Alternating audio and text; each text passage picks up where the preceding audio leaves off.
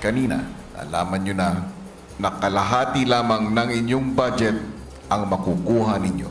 Ngayon naman, malalaman ninyo kung sino ang mas may magandang performance base sa naging 3 hurado para sa inyong performance. Ang unang hurado ay ang inyong naging mentor na si Coach Ann. Ang boto niya ay may katumbas na 1 point. Ang pangalawang naging hurado ay ang community. Kung sino ang nakakuha ng mas maraming diamonds ay makakakuha pa ng isa pang puntos. At ang ikatlong hurado ay walang iba kundi si Kim Chu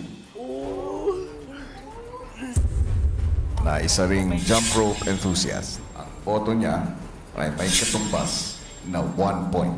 Para malaman kung sinong team ang binigyan ng puntos ng bawat hurado, sabay na papaputukin ng heads of household na sina Hyra at Ella ang bawat big balloon. Kung ang kulay na lumabas ay kulay blue, nangangahulugan ito ay puntos para sa blue team o sa team Hyra. Kapag red naman, ibig sabihin puntos ito para sa red team o sa team Ella. Ngayon, papuputukin na ang lobo mula kay Coach Ann. In 3, 2, 1, go.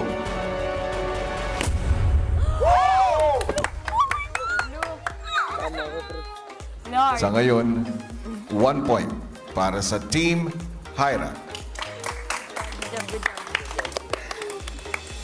One team has really made me proud, and they really made use of the jump rope all throughout their performance. So the best team for me is the blue team, which is Hyra's team. Ang susunod na puntos ay magmumula naman sa community. Papuputukin niyo ito in 3, 2, 1, go! Sile! Good job! Thank you po. Thank you po. Thank you, Lord. Sa ngayon, may 1 point na rin ang Team Ella. Isang hurado na lang ang natitira. At yun ay si Kim Chu. Kung pula ang lumabas, ibig sabihin, Team Ella, kayo ang nagwagi at kayo ang maliligtas sa nominasyon. At kung blue naman ang lumabas, Team Hyra, kayo ang magiging ligtas sa nominasyon. Ella at Hyra, Yes po. kumanda na. In 3, 2, 1,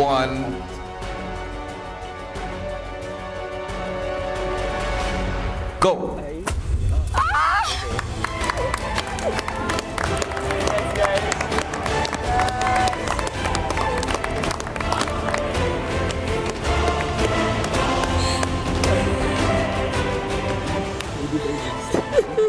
Ginawa natin lahat. Tama yun. Tama yun. All our hard work, worth it lahat. Yeah, we did really well. Ang napili kong winning team is Red Team. So, mas nag-enjoy ako sa performance ng Team Ella. And napatawa niyo ako sa performance niyo and napapalakpak ako after. So, congratulations! Team Ella, kayo ang magiging ligtas sa susunod na nominasyon. Ibig sabihin, manggagaling ang susunod na mga nominado sa Team Hyra.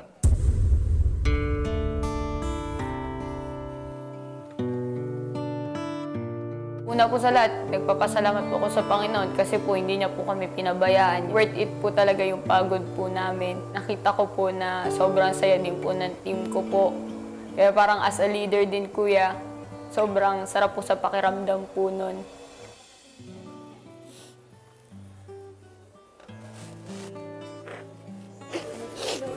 Laban lang yan. Laban lang. Baby, okay lang.